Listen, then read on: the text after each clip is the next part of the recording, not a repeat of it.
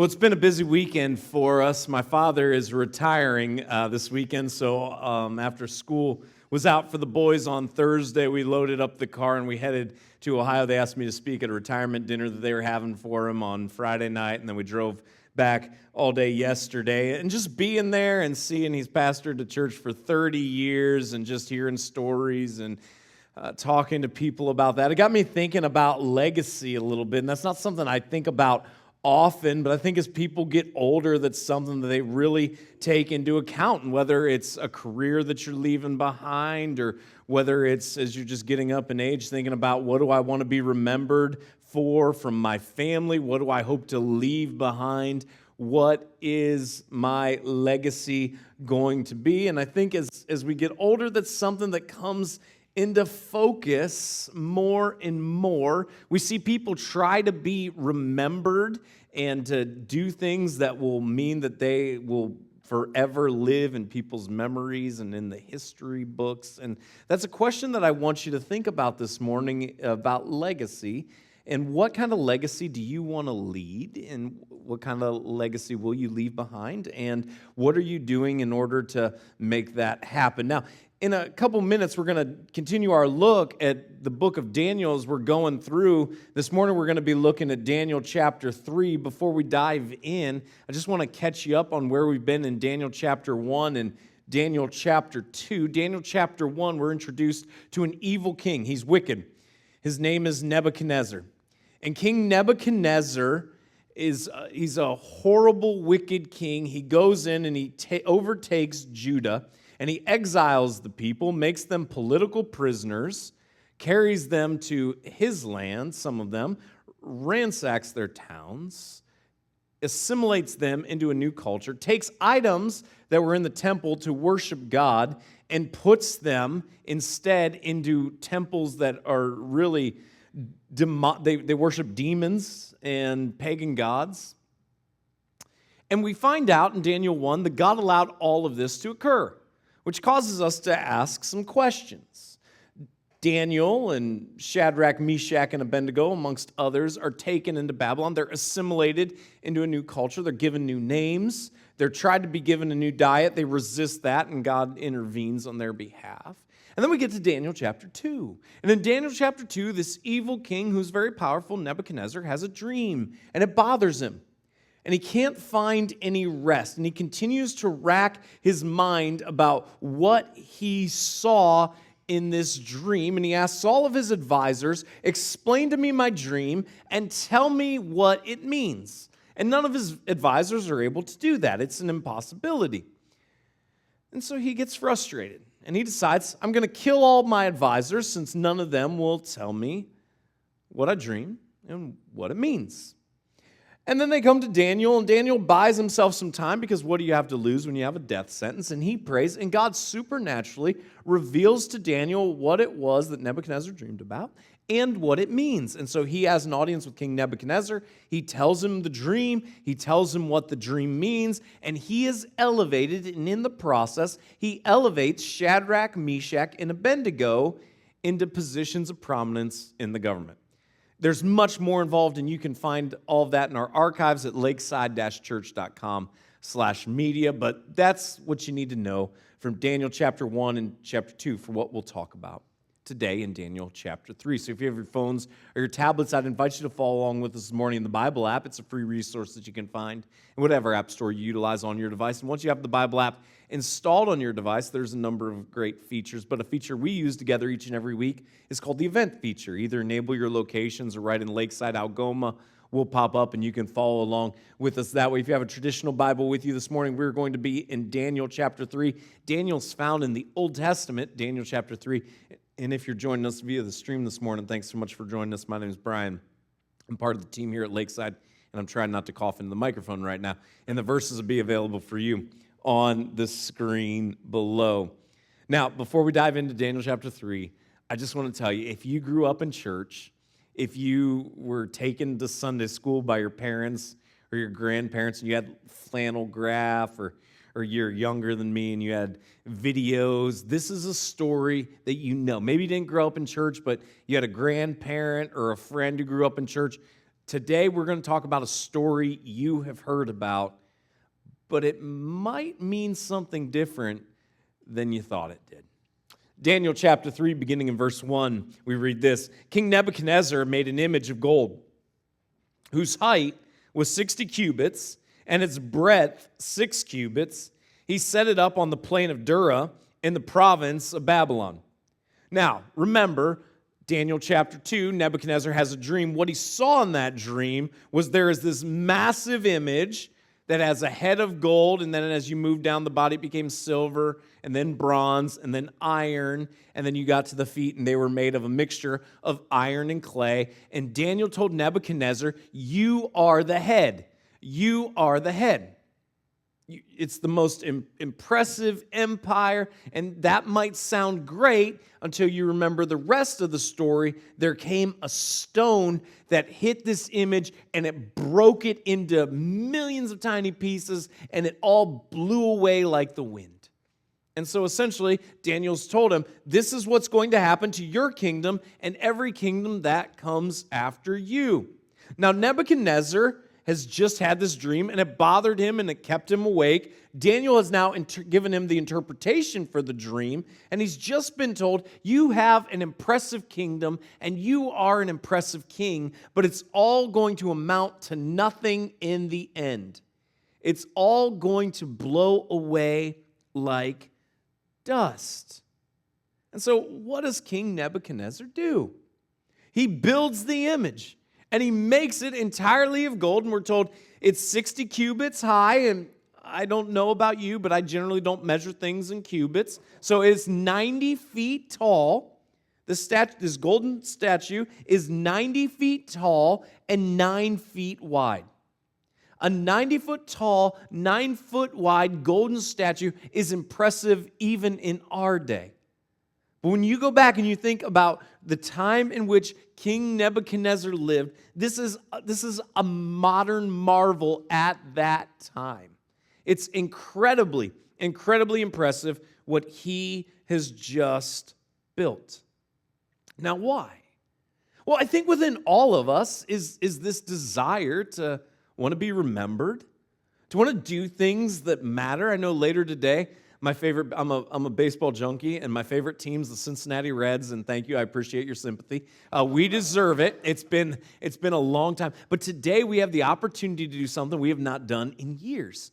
And that is remarkably, if the Reds win today, they are in the postseason. And if that happens, I'm just going to tell you, you're not going to see much of me in October because I'm just going to be glued to the television. I mean, I'll still show up and work, but my heart's going to be elsewhere. And I'm just going to be glued to watching the Reds. I love the Reds. Now, what's fascinating is the Reds, they have a museum attached to their stadium in Cincinnati, and it's the Reds Hall of Fame. And there have been some phenomenal Cincinnati Reds baseball teams. In fact, in the 70s, they had a couple teams. They were called the Big Red Machine. And there's an argument to be made. They're some of the best teams that professional baseball has ever seen. And you know what's fascinating? Is that was 50 years ago. And I am a massive Cincinnati Reds fan.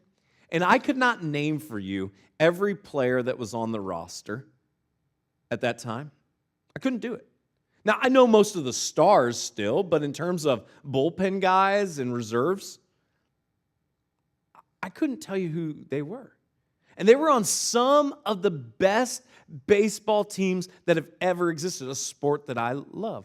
If you were to ask me right now, who was the 19th president, I could not give you an answer. Now, somewhere in the back of my mind, I memorized it at some point, so I'd start being like, okay, Washington Jefferson, and I'd hope to get to 19, be like, okay, no, Lincoln was 16, But the reality is, right now, if I have to give you that answer just instantly, and this was someone who led our country not that long ago in the grand scale of history. Now, some of you are like retired history teachers right now, and you're ashamed, and you're like, oh, we need to find a new church. I can't believe this. Like, how does he not know this? But that's just the reality. You think about this. The best of the best baseball teams that have ever existed, people that led our country. Think of how many people have founded businesses that come and they conquer the world, and then a decade or two later, their product is forgotten, and a generation later, their legacy's forgotten. This happens not just to regular, ordinary people. This happens to everyone. Eventually, you're forgotten to history. And Nebuchadnezzar is building this incredible empire, and he's just been told, hey, this dream that bothered you, your empire is going to be busted into a million little pieces and blow away like the wind. And so what does he do? He builds an image. He tries to make something that is lasting. Then King Nebuchadnezzar sent to gather the satraps, the prefects, and the governors, the counselors, the treasurers, the justices, the magistrates, and all the officials of the provinces to come to the dedication of the image that King Nebuchadnezzar had set up.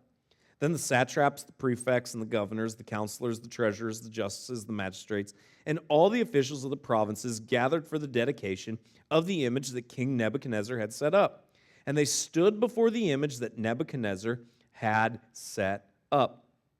All the high-ranking officials in the government, all the governmental employees, and I know we don't have all of these offices today, but think about if there were to be a political event in our country, and the president and the vice president and every senator, every congressman, every governor, every judge, every magistrate, everyone who functions in any governmental office and agency has to be there for this unveiling. That is the scale of what's going on when King Nebuchadnezzar reveals this 90-foot tall, 9-foot wide golden image.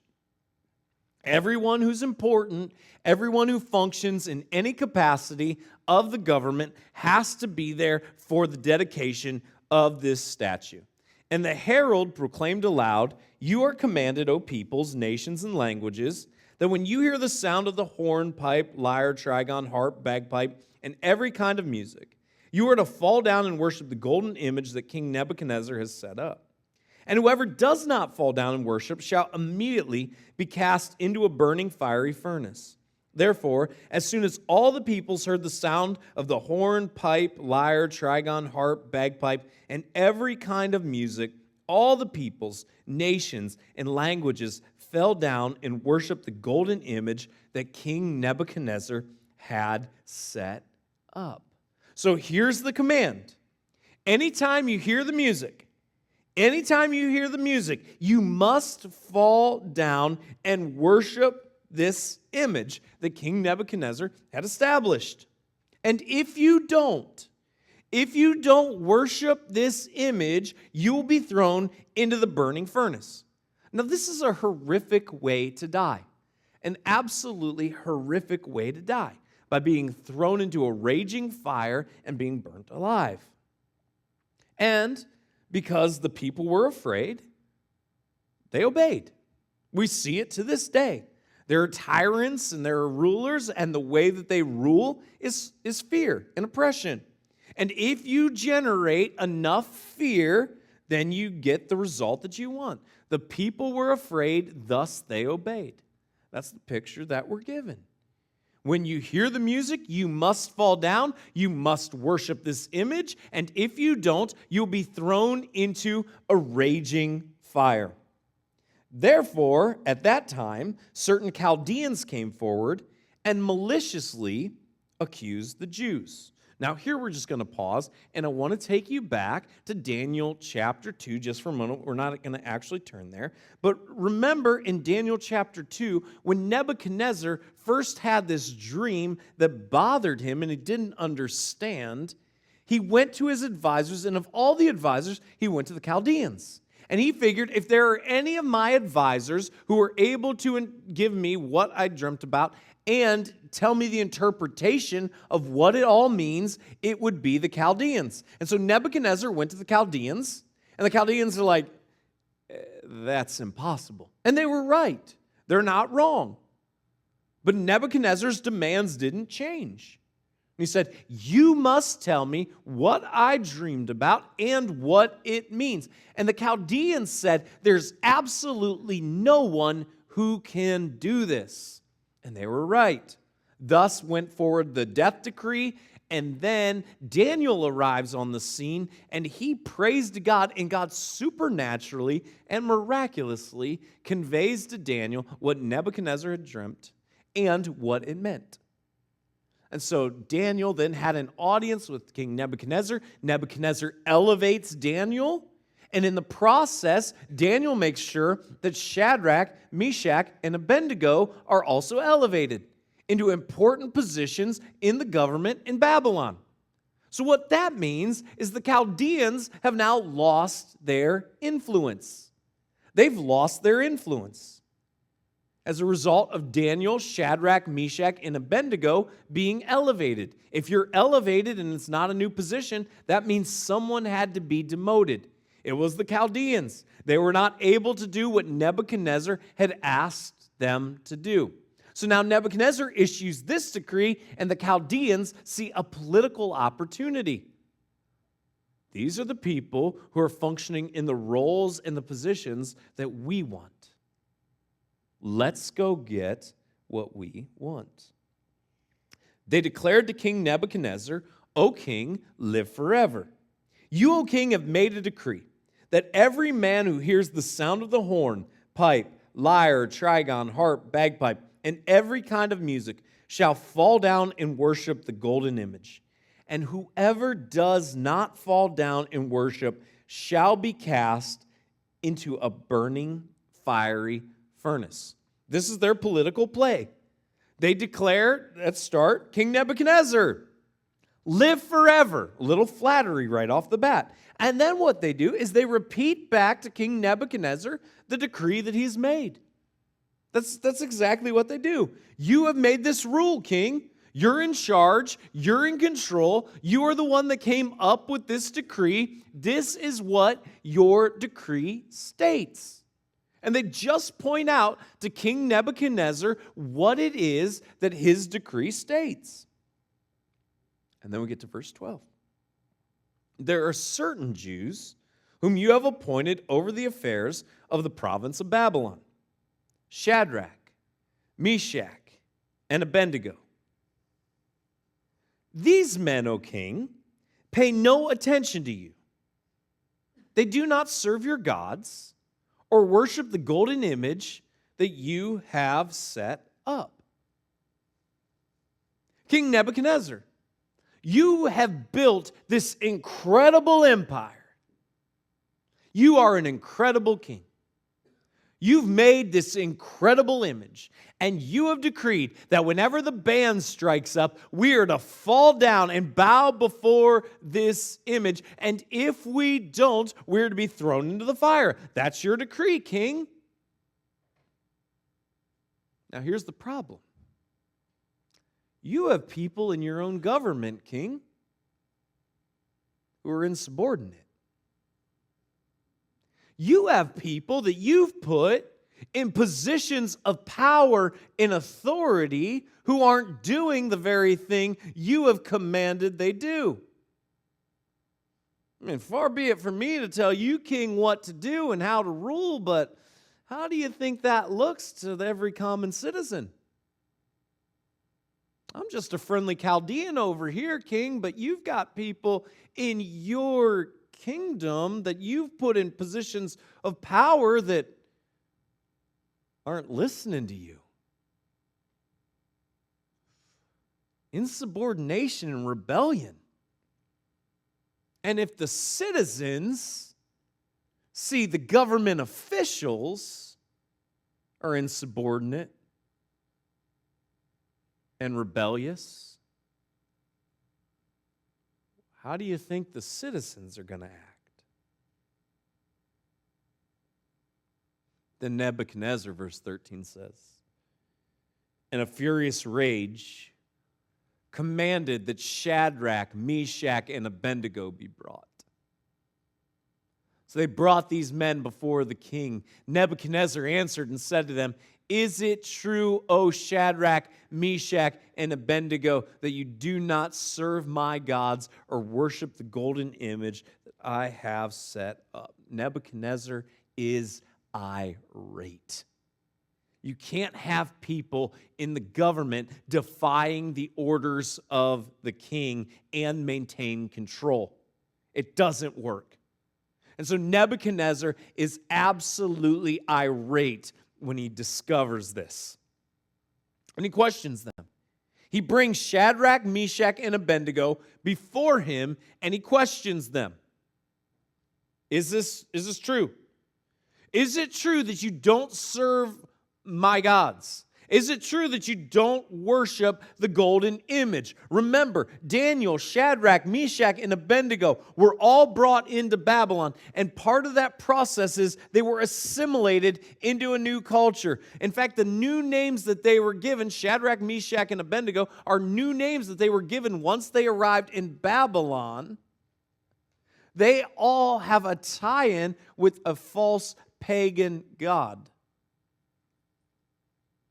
Their very names now pay homage to false gods that they are not willing to worship. And Nebuchadnezzar asks them about this. And then he gives them an opportunity. Now, if you are ready, when you hear the sound of the horn, pipe, lyre, trigon, harp, bagpipe, and every kind of music to fall down and worship the image that I have made, well and good. But if you do not worship, you shall immediately be cast into a burning fiery furnace. And who is the God who will deliver you out of my hands? He gives them a choice. And here's the choice. You can fall in line or you can die. That's the choice. You can fall in line, you can bow the knee, you can keep your position of power, you can keep your influence, you can keep your prestige, you can keep everything that's going on in your life right now. All that happens is when the band strikes up, you have to bend down. And oh, by the way, if when the band starts playing, you don't get down, not only is your position taken from you, not only is your power stripped away, you are going to be thrown into a fire. And you are going to die. But all you have to do is bend the knee. The question I want you to wrestle with is, how do you respond?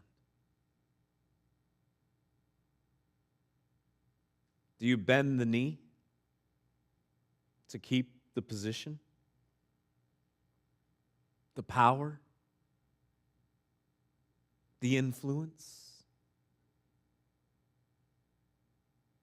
to fit in with the culture? How do you respond? Shadrach, Meshach, and Abednego answered and said to the king, O Nebuchadnezzar, we have no need to answer you in this matter. If this be so, our God whom we serve is able to deliver us from the burning fiery furnace, and he will deliver us out of your hand, O king. But if not, be it known to you, O king, that we will not serve your gods or worship the golden image that you have set up. Shadrach, Meshach, and Abednego look at King Nebuchadnezzar and they respond, we don't have to answer you in this. God can save us. God can save us. But if he doesn't, we're prepared to die. But God will save us, king. Then Nebuchadnezzar was filled with fury, and the expression of his face was changed against Shadrach, Meshach, and Abednego. He ordered the furnace heated 7 times more than it was usually heated. Nebuchadnezzar didn't get the answer he was looking for, and he just flew into a fit of fury. And they make the furnace even hotter than it usually was. And he ordered some of the mighty men of his army to bind Shadrach, Meshach, and Abednego and cast them into the burning fiery furnace. Then these men were bound in their cloaks, their tunics, their hats, and their other garments, and they were thrown into the burning fiery furnace. Shadrach, Meshach, and Abednego are seized by members of the army. They're picked up, and they are thrown, after they're bound, they are thrown into the fire to be executed, to be killed in front of people as a sign and an example. This is what happens if you fall out of line. This is what happens when you defy the king. This is what happens when you won't bend the knee. Because the king's order was urgent and the furnace overheated, the flame of the fire killed those men who took up Shadrach, Meshach, and Abednego. And these three men, Shadrach, Meshach, and Abednego, fell bound into the burning fiery furnace. A horrific death. Bound. A fire so hot that it killed members of the army who were throwing Shadrach, Meshach, and Abednego into the fire. And then King Nebuchadnezzar, verse 24 tells us, was astonished and rose up in haste. He declared to his counselors, "Did we not cast 3 men bound into the fire?" They answered and said to the king, "True, O king." He answered and said, "But I see 4 men, unbound, walking in the midst of the fire, and they are not hurt, and the appearance of the 4th is like a son of the gods." Nebuchadnezzar looks at the fire, and what he sees is not 3 men, but what he sees is 4. And I just want to remind you, you are never alone. When you take a stand for God and you refuse to bow the knee, and it costs you your position, and it costs you your power, and it costs you your friends, and you look around and it seems like there is no one with you, but you refuse to compromise and you hold steady to that which God has called you to do and who God has called you to be, you are never alone.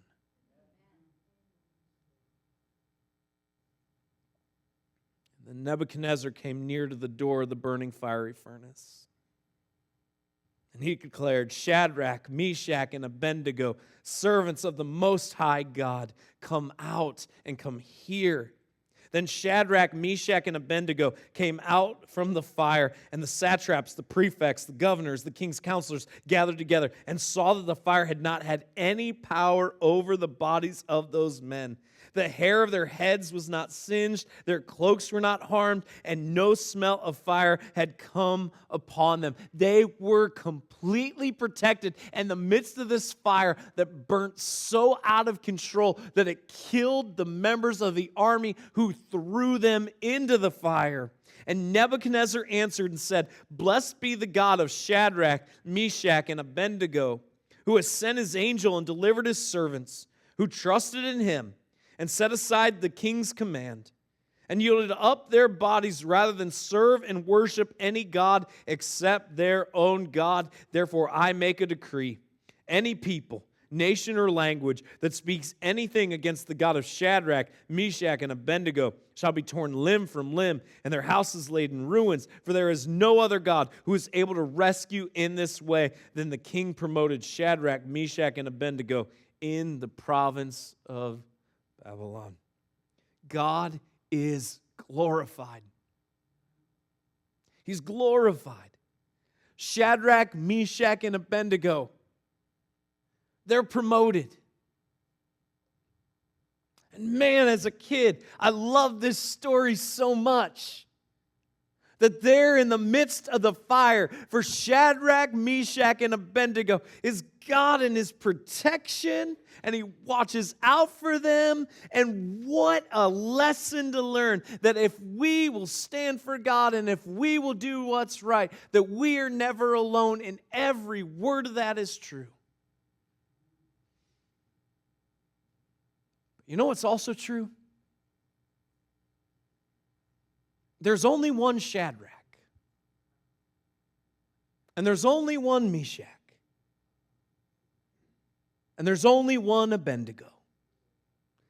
And if we walk through life with the idea that God must respond in the same way that He did for Shadrach, Meshach, and Abednego, for us, anytime we refuse to bow the knee, and anytime we refuse to go against what He's called us to do, then we set ourselves up for a crisis of faith. And here's why. Because the blood of thousands and millions of martyrs cry out, who have been thrown into a fire. And God did not supernaturally or miraculously rescue them. But they died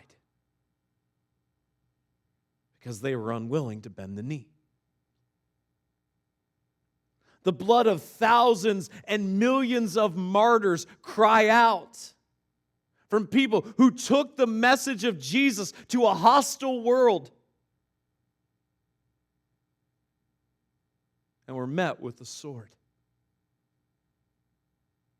And the blood of thousands or millions of martyrs cry out, who were met with a bullet when they refused to bend a knee, deny the name of Jesus. As missionaries have gone across the world and taken the message of the gospel of Jesus into areas that are hostile or into regions where it's simply unknown, and they have died in the process, as pastors have been arrested because they have started churches in places where it was illegal, and the authorities came and they've given them the option, stop what you're doing. And they have said, we will not bend the knee. We will not bow down. And then they've been taken to prison and they have been beaten and some of them executed, all because they were unwilling to bend the knee. And if we think that God is obliged to act in the same way in every one of those stories of every martyr, in the same way that He acted for Shadrach, Meshach, and Abednego, we grow into a crisis. And we say, God, where are you? God, what are you doing? But the reality is, God is not obligated to respond in every situation, in every scenario, in the same way that He responded to Shadrach, Meshach, and Abednego.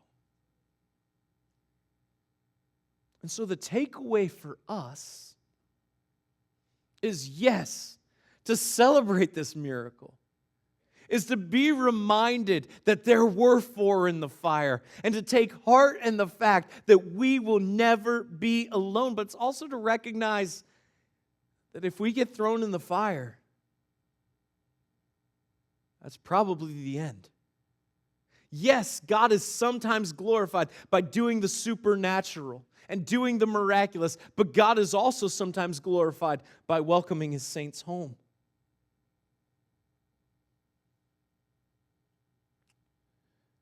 And so the obligation for us is to go back to verses 17 and 18. And the response of Shadrach, Meshach, and Abednego, if this be so, Nebuchadnezzar, if you do throw us into the fiery furnace, because we're not bending the knee. Our God, whom we serve, is able to deliver us from the burning fiery furnace, and He will deliver us out of your hand, O king. Praise God.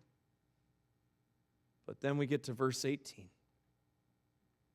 But if not. But if not. Be it known to you, O king, that we will not serve your gods or worship the golden image that you have set up. And may that be the response of each and every one of us. I will not bend the knee. I will not bow down. And if it costs me,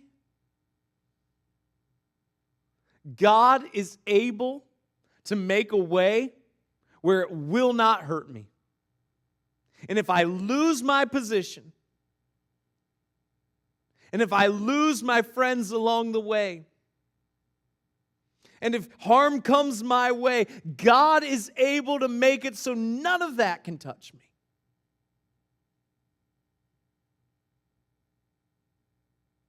But if He doesn't, I'm still not bending the knee. May that be our resolve.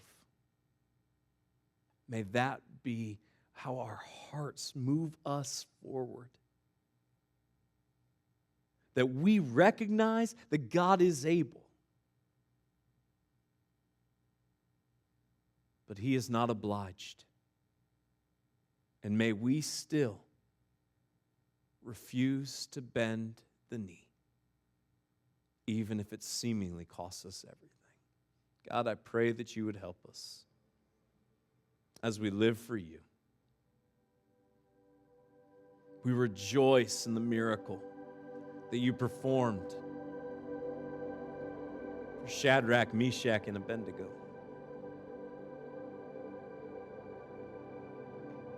And Lord, we know You're able. I pray for those right now who feel like they're pressured to compromise, to bend the knee. And all they have to do is bend down. And they can keep their power, they can keep their position, keep everything. But there's a tension and a turmoil between who Your Spirit has called them to be and what You have called them to do.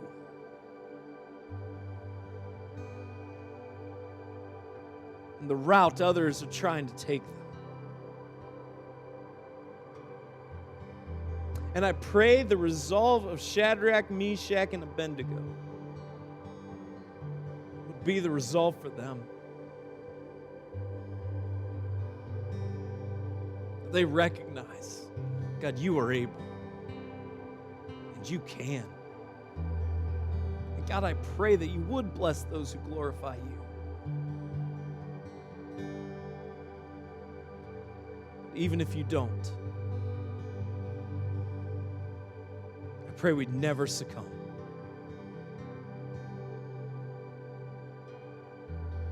So work through us. Be honored in whatever situation, whatever circumstance we face, Jesus.